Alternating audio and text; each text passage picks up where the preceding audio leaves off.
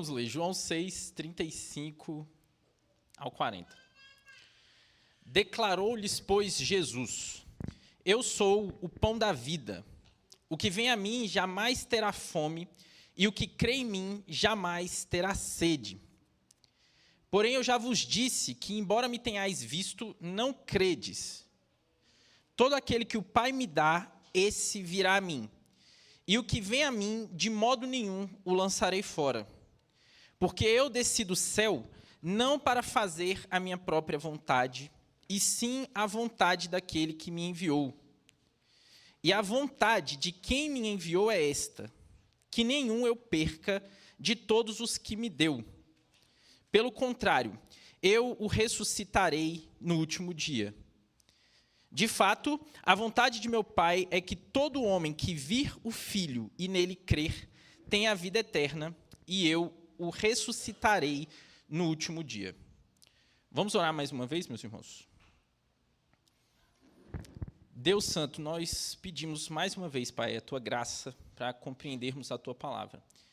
Que o Senhor fale, Deus, ao meu coração e ao coração dos meus irmãos, por meio dessa pregação. Em nome de Jesus Cristo. Amém. Meus irmãos, quem é Jesus para você? Reflita nisso por alguns segundos. Não tenha pressa.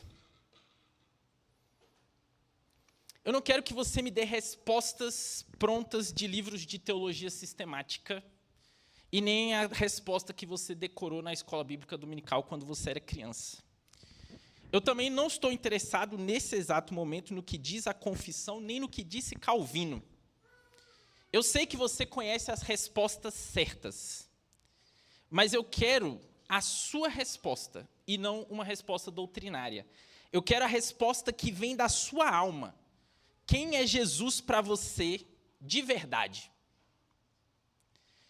Naquela segunda-feira à noite, depois do domingo do culto, naquela decisão solitária que você toma diante de uma tentação, ou naquele momento onde pareceu que o seu mundo desmoronou completamente, seja diante de um diagnóstico, seja diante de um luto. O que Jesus representa na sua vida nesses momentos? Será que ele é um nome que você aprendeu a gostar? Ou será que ele é um rosto que você deseja ver e tocar? Será que ele é uma ideia nobre na sua cabeça ou uma presença viva e real? Será que ele é só um dos elementos da sua semana? Ou será que ele é realmente o centro da sua existência? Hoje eu quero que nós sejamos honestos, brutalmente honestos com nós mesmos. E talvez, meus irmãos, talvez nós possamos descobrir em algum lugar no fundo do nosso coração que, na verdade, Jesus tem se tornado um meio e não um fim. Talvez nós tenhamos usado Jesus como um caminho para alguma outra coisa. Talvez para um casamento restaurado, talvez para um filho curado, talvez para uma casa tranquila ou para uma alma em paz. E quando essas coisas não vierem, ou quando essas coisas não bastarem, será que nós ainda iremos querer Jesus? Você está aqui hoje realmente pelo que Ele é ou pelo que Ele pode fazer por você? Meus irmãos, eu temo que nós, muitas vezes, estamos instrumentalizando Jesus para cumprir os nossos próprios propósitos. Nós temos, muitas vezes, transformado o verbo eterno de Deus em um garçom celestial.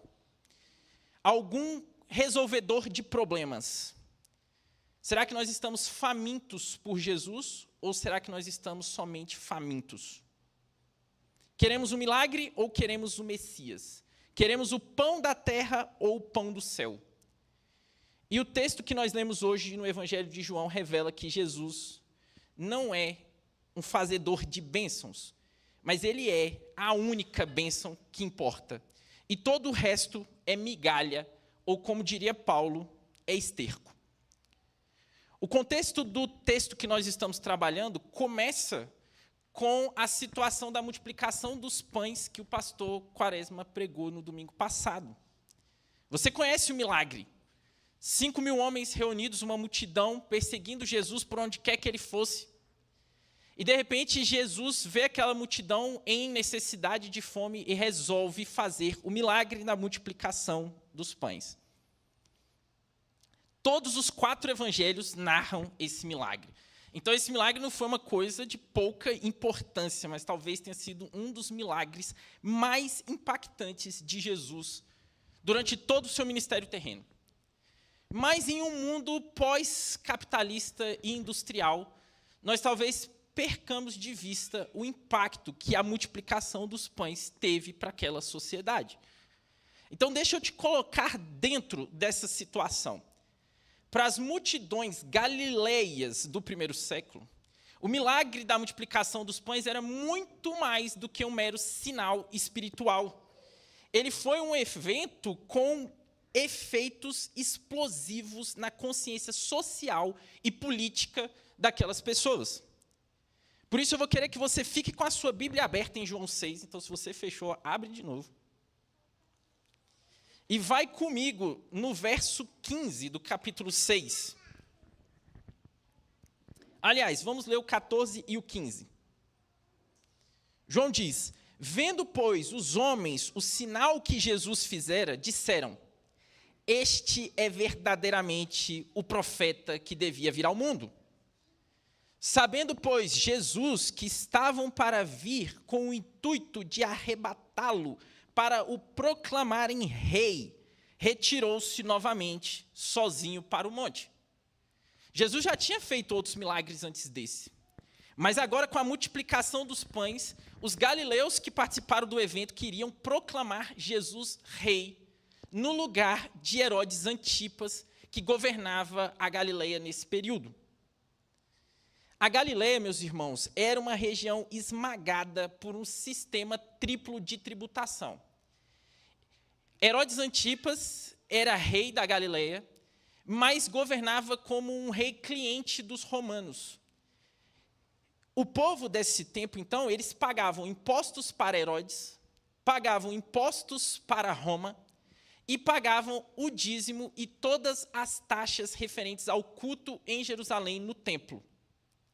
A carga tributária em cima dessas pessoas era brutal. Impostos sobre a terra, impostos sobre as produções, dízimos, câmbios e taxas religiosas. Tudo isso pressionava a economia da Galileia, que era uma economia majoritariamente agrária.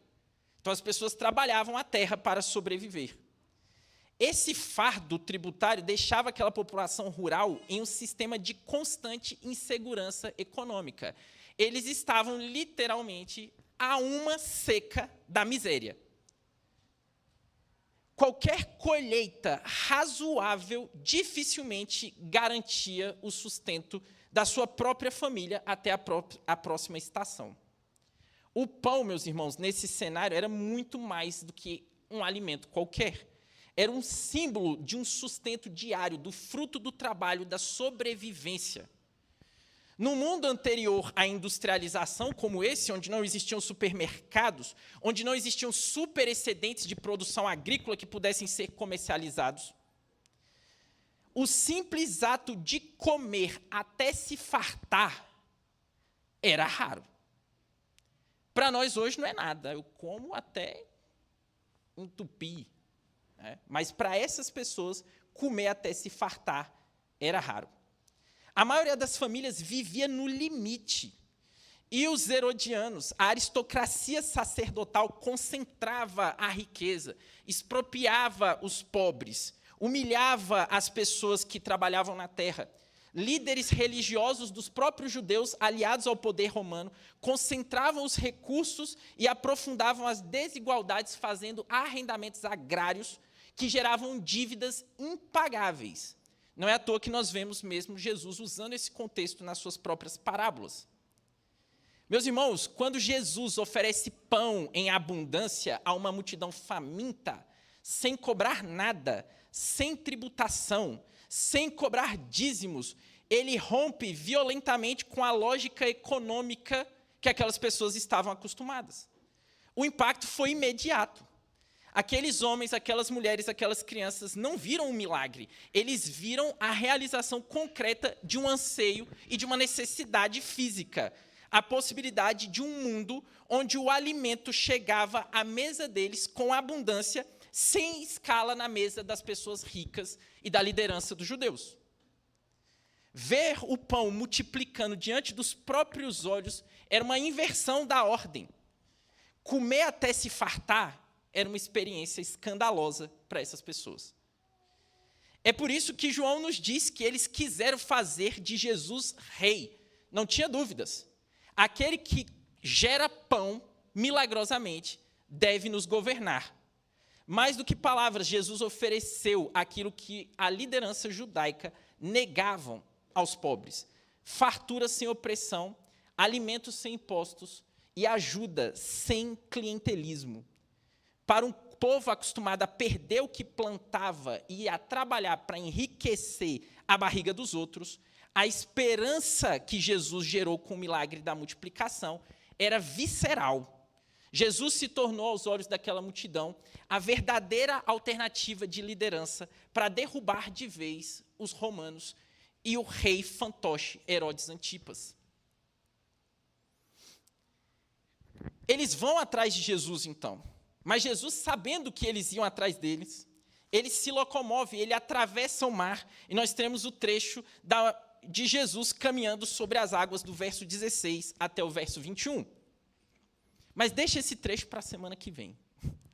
Segue comigo no verso 22. No outro dia, eles acharam Jesus do outro lado do lago da Galileia, que nesse período era chamado de mar, mas não é um mar, é um lago. E descobriram que Jesus tinha, de alguma forma, atravessado. Verso 25. Tendo encontrado no outro lado do mar, lhe perguntaram: Mestre, quando chegaste aqui? Respondeu-lhes Jesus: Em verdade vos digo, vós me procurais, não porque vistes sinais, mas porque comestes dos pães e vos fartastes. Meus irmãos, eles vêm atrás de Jesus e Jesus responde à dúvida deles de como ele chegou até ali com uma repreensão. Jesus sabe que eles estão atrás deles simplesmente para conseguirem pão. Ele os adverte a buscarem um alimento que não se corrompe, um alimento que vai ser para a vida eterna. Olha o verso 27. Trabalhai, não pela comida que perece, mas pela que subsiste para a vida eterna, a qual o Filho do Homem vos dará, porque Deus, o Pai, o confirmou com o seu selo. Jesus está dizendo: vocês não devem viver simplesmente para sobreviver. Vocês não devem transformar a sua existência apenas em necessidades materiais, no que vocês vão comer hoje ou amanhã. Vocês devem trabalhar em contrapartida por uma comida imperecível, uma comida que subsiste para a vida eterna. E o ser humano, em sua ingenuidade, quando fala que ele tem que trabalhar, então ele não hesita. Ele responde no verso 28. Que faremos, então, para realizar as obras de Deus? Nós queremos ter alguma coisa que nós possamos fazer, algo que nós possamos contribuir com Deus, com a força do nosso próprio braço. Então diz Jesus, qual é a obra de Deus? O que eu devo fazer? Jesus responde, por incrível que pareça, com uma outra repreensão. Ele diz: a obra de Deus é esta, que creiais naquele que por ele foi enviado. A resposta de Deus corta a garganta da intenção humana de sempre trabalhar pelo favor divino. Não se trata de trabalhar, se trata de crer. Não se trata de fazer, se trata de se entregar completamente a Jesus. E, meus irmãos, mas ainda hoje, nós vivemos em busca de um Cristo útil, ao invés de um Cristo supremo. Nós vivemos em busca de um Cristo que pode nos dar alguma coisa, e não vivemos atrás do Cristo por Ele mesmo. E não adianta nós olharmos para fora dos arraiais reformados e presbiterianos e acusar os teólogos da prosperidade ou os neopentecostais, que nós somos ótimos em fazer isso. Mas, infelizmente, nos nossos meios existe uma mesma raiz adoecida, a instrumentalização de Jesus Cristo. Não falamos em bênçãos materiais tão explicitamente quanto neopentecostais e também não decretamos a vitória de ninguém. Mas a expectativa costuma ser semelhante com uma roupagem teológica. O Cristo que muitos desejam é aquele que melhora o casamento, é aquele que ensina a criar filhos obedientes, é aquele que oferece princípios de sabedoria para administrar as finanças, é aquele que fornece critérios ótimos para a escolha de um cônjuge, é aquele que dá até mesmo a direção política que nós devemos tomar, que nos ajuda a enfrentar os traumas da existência humana, as crises de consciência e os dilemas pessoais da vida. Não se engane, eu não estou dizendo que esses temas não são importantes e que a Bíblia não fala sobre eles. Ela fala. Ela fala sobre família, ela fala sobre casamento, ela fala sobre filhos, finanças, vocação, cidadania e até mesmo sobre governo civil. Meus irmãos, mas na história do Evangelho, Cristo não é coadjuvante dos nossos dilemas. Na história do Evangelho, tudo começa e termina com Jesus. A história não começa com uma crise conjugal e termina na restauração de um relacionamento. Ela começa com o conselho trinitário e termina com o cordeiro imolado e exaltado à destra do Pai. Por mais que a linguagem muitas vezes seja piedosa, muitos não estão em busca de Jesus por quem ele é, mas por aquilo que ele pode fazer. Nós trocamos o evangelho da prosperidade por um evangelho da estabilidade emocional, familiar e cultural. Cristo virou um recurso para conservar valores de um estilo de vida americanizado de classe média. A cruz e a ressurreição de Jesus se tornaram apenas um pano de fundo para temas práticos sobre masculinidade, educação familiar, pureza sexual e conservadorismo político. Eu já ouvi da boca de um presbítero que o evangelho é a cereja do bolo. Mas o que as pessoas precisam é de instruções práticas para a sua vida. A igreja, muitas vezes, se torna um centro de aperfeiçoamento pessoal, moral e emocional. Nós não queremos uma cruz, queremos controle. Não buscamos o cordeiro, buscamos alívio para as nossas dores.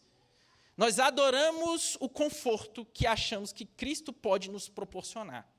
E muitas vezes, púlpitos atrás de púlpitos acompanham esse movimento.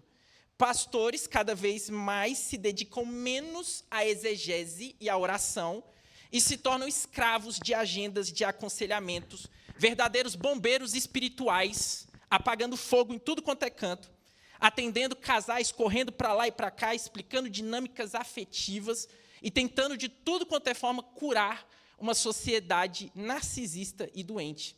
As escrituras muitas vezes são sequestradas em prol de uma agenda terapêutica. Mas isso não é o evangelho, meus irmãos. O evangelho não é sobre felicidade. O evangelho não é sobre estabilidade emocional. O evangelho não é sobre o sucesso dos nossos filhos. O evangelho é a notícia arrasadora de que Deus interveio na história da humanidade, esmagando o seu próprio filho e o ressuscitou para nos reconciliar consigo mesmo. Ele não veio para nos dar uma vida organizada, ele veio para nos dar vida do outro lado da morte. Ele não morreu para formar famílias funcionais de comerciais de margarina. Ele morreu para formar uma igreja santa, incorruptível, unida, de toda língua, povo, nação. Um povo que o adore por quem ele é e não pelo que ele pode consertar. E a menos que Jesus Cristo seja publicamente exibido como crucificado e ressurreto diante de nós, dia após dia, pelos sacramentos e pela pregação da palavra, nós ficaremos como os fariseus, que questionaram Jesus sobre toda a ordem de assuntos práticos, família, casamento, divórcio, adultério, imposto, política, e perderam de vista o Cristo encarnado diante dos seus próprios olhos. Verso 30. Então lhe disseram: que sinal fazes para que o vejamos e creiamos em ti? Quais são os teus feitos? Eles já tinham visto o sinal da multiplicação dos pães, mas eles querem mais. Porque quando Jesus é um instrumento, nada é suficiente. É um milagre atrás de outro milagre, uma provisão atrás de outra provisão. E nunca nos saciamos. Nós sempre queremos que Jesus faça mais. Afinal de contas, ele é a ferramenta. E eles continuam, agora eles vão usar a Bíblia contra Jesus. Nossos pais comeram o maná no deserto. Como está escrito, deu-lhes a comer o pão do céu. Olha a insinuação dessas pessoas contra Jesus. Você multiplicou os pães uma vez, Jesus. Foi bacana, foi muito bom. Mas os nossos pais comeram maná do deserto durante 40 anos, todos os dias. A insinuação é de que se Jesus não pode fazer o mesmo por eles e fornecer a eles o sustento e a provisão material diariamente. Mas Jesus responde para eles agora dessa forma. Replicou-lhe Jesus: em verdade vos digo, não foi Moisés quem vos deu o pão do céu. O verdadeiro pão do céu é meu Pai quem vos dá. Porque o pão de Deus é o que desce do céu e dá vida ao mundo. Então lhes disseram: Senhor, dá-nos sempre desse pão. E nós entramos finalmente na parte principal do nosso texto. Jesus responde: eu sou o pão da vida. E mais uma vez, essa frase também pode passar despercebida, nós podemos perder o impacto real que essa frase tem para as pessoas que estavam ouvindo. Nesse trecho, meus irmãos, Jesus está fazendo uma declaração muito marcante a respeito da sua identidade. Ele está falando muito mais do que uma provisão física, ele está dizendo muito mais do que isso. Talvez você já tenha lidado com apologistas ateus de internet, ou pessoas que não acreditam em Deus no seu trabalho, ou na sua família, ou coisa assim. E muitos usam o argumento de que o próprio Jesus não se declarava como Deus, ou de que os seus discípulos mais iniciais, primeiros, não acreditavam que Jesus era Deus ou não o cultuavam como Deus. E muitos deles vão dizer, a Bíblia não fala, Jesus não fala que é Deus. Diretamente é a acusação deles. E talvez eles tenham razão em um aspecto. Jesus não fala que é Deus nos termos que nós, numa sociedade do século XXI, esperaríamos que ele dissesse que era Deus. Certamente não tem nenhum versículo na Bíblia onde Jesus diz, eu sou onipotente, onisciente, onipresente, soberano, porque Jesus não fala em categorias de livros de teologia sistemática. Mas quando ele faz a alegação, eu sou o pão da vida, ele não está fazendo uma alegação abstrata ou metafísica sobre a sua divindade. Ele não está discutindo atributos teológicos com ateus militantes. Ele tem algo muito mais profundo em mente. Jesus está evocando a memória coletiva do seu povo. Ele está falando com uma nação, com histórias, com feridas, com promessas e esperanças. Jesus não fala em categorias apologéticas ou com a linguagem de teólogos modernos. Ele fala como alguém que sempre esteve ali, alguém que sempre esteve ao lado de Israel em todos os momentos, o próprio Deus da aliança. Ele usa aqui o termo eu sou, fazendo uma referência direta a Êxodo 3:14. O nome impronunciável de Deus que se revelou a Moisés na sarça ardente. A presença que arde, que consome, que envia e que liberta. Quando ele diz, eu sou o pão da vida, o que ele está dizendo com todas as letras é, eu sou o Deus que criou os céus e a terra.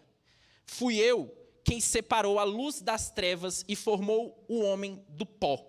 Fui eu quem soprei o ar nas narinas de Adão. Fui eu que vesti Eva com dignidade. Fui eu quem preservei Noé nas águas do juízo. Fui eu quem chamou Abraão da idolatria, prometendo-lhe uma terra, uma descendência, um filho. Fui eu quem caminhei com Isaque. Fui eu quem desci e lutei com Jacó. Fui eu quem fui com José ao Egito e fiz ali crescer um povo numeroso. Fui eu quem ouvi o clamor dos oprimidos e apareci a Moisés numa sarça que ardia sem se consumir. Fui eu quem partiu o mar e guiou Israel com nuvem e com fogo. Fui eu quem deu pão do céu, água da rocha, lei no Sinai. Fui eu quem fiz uma aliança, quem habitei no tabernáculo.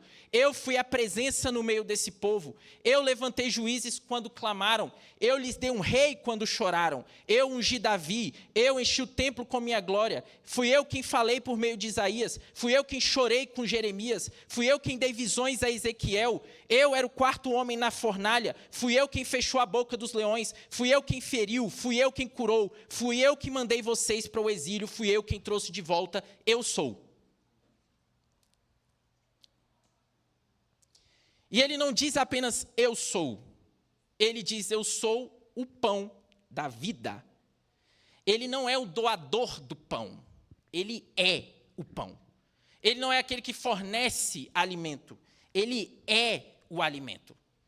Ele não é aquele que pode satisfazer os desejos da alma entregando coisas. Ele é a satisfação plena dos anseios mais profundos da alma humana. Ele é a alegria, ele é a bênção. O que Jesus oferece aqui transcende completamente qualquer necessidade física.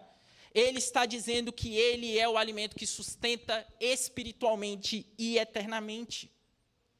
Se nós buscarmos satisfação no mundo, nas coisas, na fama, no dinheiro, ou até mesmo naquelas bênçãos mais maravilhosas que Deus pode nos dar e que são legítimas, nós ainda assim corremos o risco de nos desviarmos dele. As nossas necessidades devem ser satisfeitas nele, na sua pessoa. Não devemos correr atrás de prazeres temporários. É isso que o profeta Jeremias diz. O meu povo cometeu um erro, a mim me deixaram o manancial de águas vivas e cavaram cisternas rotas que não retêm água. Ou seja, largaram o prazer no Deus de Israel e se concentraram naquilo que ele poderia oferecer a eles. Isso é fundamental para a nossa vida, meu irmão. Nossa alma foi feita para se deleitar completamente na presença e na pessoa de Jesus Cristo. Ele continua no verso 36. Aliás, no verso 35. O que vem a mim jamais terá fome, e o que crê em mim jamais terá sede. Porém, eu já vos disse que, embora me tenhais visto, não credes. Todo aquele que o Pai me dá, esse virá a mim. E o que vem a mim, de modo nenhum, o lançarei fora. Eu quero que você se concentre comigo a partir do verso 37, agora. Essa frase é muito pequena, mas ela tem muito significado. Todo aquele que o Pai me dá, esse virá a mim. Vamos focar primeiro nessa primeira parte. Todo aquele. Todo aquele não abre exceções. Ele não está falando da maioria. Ele está falando de todos. Todos aqueles que o Pai me dá. A partir do momento que o Pai coloca o seu olhar de amor sobre um pecador, o resgate desse pecador é absolutamente certo. E ele diz, todo aquele que o Pai me dá, o Pai me dá. Em um de seus sermões mais famosos, o pastor puritano John Flavel nos apresenta um relato imaginário entre a conversa do Pai com o Filho por nossa salvação. Prestem atenção no relato. Um relato imaginário. O pai chega ao filho e diz, meu filho, eis aqui uma pobre e miserável companhia de almas que destruíram completamente a si mesmas. E agora eu irei manifestar a minha justiça. Minha justiça demanda que seja satisfeita a si mesma na ruína eterna de todos eles. O que se fará por essas almas? Então Cristo responde, ó meu Pai, tal és o meu amor e a minha compaixão por eles, que em vez de perecerem eternamente, eu me farei responsável por eles como seu fiador. Traga-me todas as suas dívidas para que eu possa ver tudo o que eles te devem. Traga-me todas elas para que não haja dívidas futuras. Coloque-as na minha conta. Preferirei sofrer a ira que merece, para que eles não sofram. Sobre mim, meu pai, sobre mim seja toda a dívida que pertence a eles. E o pai responde: mas, meu filho, se tu te comprometeres por eles, deves avaliar o pagamento até o último centavo. Não esperes apaziguamento. E se eu os perdoar, não te perdoarei a ti. E o filho responde: eu aceito, pai, que assim seja. Carregarei tudo sobre mim.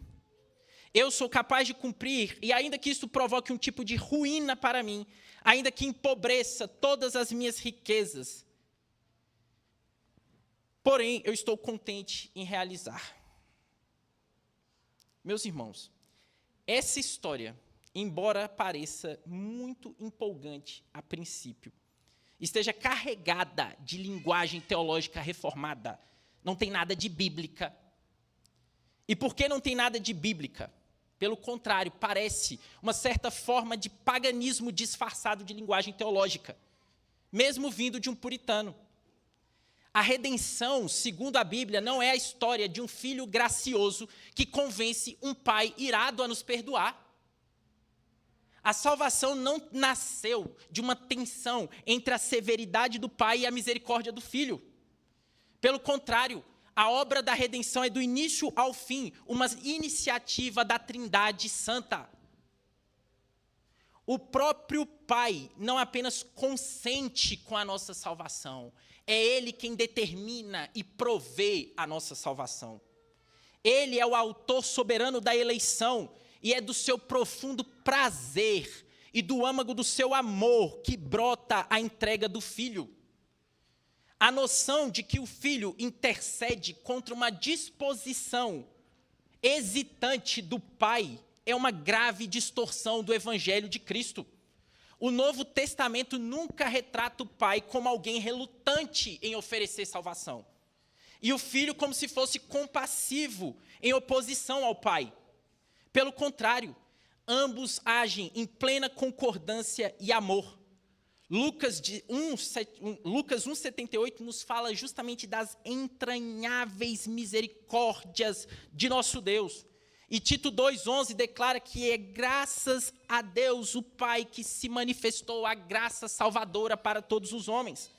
Foi o Pai que enviou o Filho, e o Filho se entregou de modo livre, amoroso e voluntário. O Pai não impôs ao Filho um fardo que ele não quisesse carregar, e o Filho tampouco arrancou do Pai um perdão que ele hesitava em conceder. Não há qualquer relato bíblico que sugira descompasso entre as pessoas da divindade. Nenhum filho arrancando clemência de um pai inflexível e nenhum pai exigindo um sacrifício de um filho contrariado.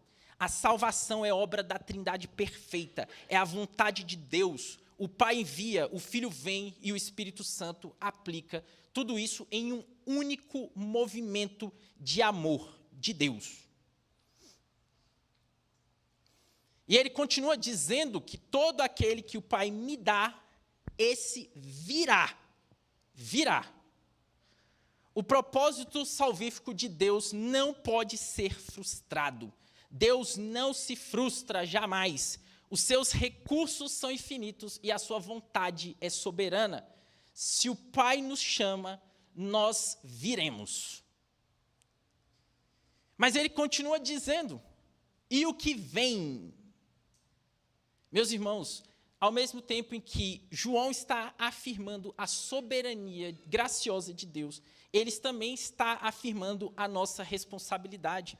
Nós não somos robôs nas mãos de Deus e nem marionetes de um ser celestial. E embora o Pai claramente seja o ator ativo e o supervisor soberano da nossa redenção, nós não viemos a Cristo contra a nossa vontade. A graça divina, ela é tão radical, que ela alcança e converte até mesmo os nossos próprios desejos. E a graça muda gentilmente a nossa própria disposição e nos faz crer e vir a Jesus Cristo. Os nossos olhos se abrem, Cristo se torna belo, inigualável, então nós vamos a Ele. E qualquer um, meu irmão, qualquer um é bem-vindo. E ele continua. E o que vem a mim, vem a mim. Em última análise, nós não vamos a um conjunto de doutrinas. Nós não vamos sequer a uma igreja. Nós vamos a Jesus Cristo, a uma pessoa, ao Senhor Jesus Cristo. Mas muitas vezes, aqueles que desejam vir a Jesus, muitas vezes estão temerosos no seu coração, eles têm medo de que Jesus não os receba, de que Jesus não os aceite, de que talvez eles tenham ido longe demais na execução dos seus pecados, de que talvez não exista mais perdão para aquilo que eles fizeram. Mas a promessa de Jesus é avassaladora. Ele diz: o que vem a mim, de modo nenhum o lançarei fora. De modo nenhum o lançarei fora. O propósito dessa promessa é despedaçar com um só golpe qualquer objeção dos pecadores. Pois essas pouquíssimas palavras de Jesus, de modo nenhum, elas cortam a garganta de qualquer justificativa. Elas foram pronunciadas pelo Senhor Jesus justamente com este fim, para ajudar a fé que está misturada com a incredulidade. Ela é, por assim dizer, o resumo de todas as promessas, a mãe das promessas. Não pode haver sequer uma objeção em que você possa pensar para que essa promessa não consiga responder. Você poderia dizer: mas Jesus, eu tenho confiado mais em estabilidade financeira, eu tenho confiado mais na minha reputação e na força do meu braço do que na tua graça. Mas Jesus diz: venha a mim, de modo nenhum eu lançarei fora. Mas você poderia insistir: Jesus, eu procuro um Deus que aprove os meus planos, que aprove o meu estilo de vida e minhas opiniões. Jesus diz: de modo nenhum eu lançarei fora. Você poderia dizer: Jesus, eu tenho participado dos cultos, mas eu vivo na prática como se o Senhor não existisse. Como se o Senhor não estivesse presente nos meus negócios, no meu lar, ou sequer na minha semana. Mas Jesus diz: de modo nenhum eu lançarei fora. Mas Jesus, eu tenho negligenciado o estudo das Escrituras, o culto a Deus com faltas, atrasos, desprezo e indolência. Mas Jesus diz: de modo nenhum eu lançarei fora. Mas Jesus, eu resisto à correção, eu questiono os meus líderes com arrogância e fujo da submissão. De modo nenhum eu lançarei fora. Jesus, eu tenho alimentado ira, rixas, mágoas, justifico minha dureza e me recuso a perdoar aqueles que me ofendem. Não lançarei fora.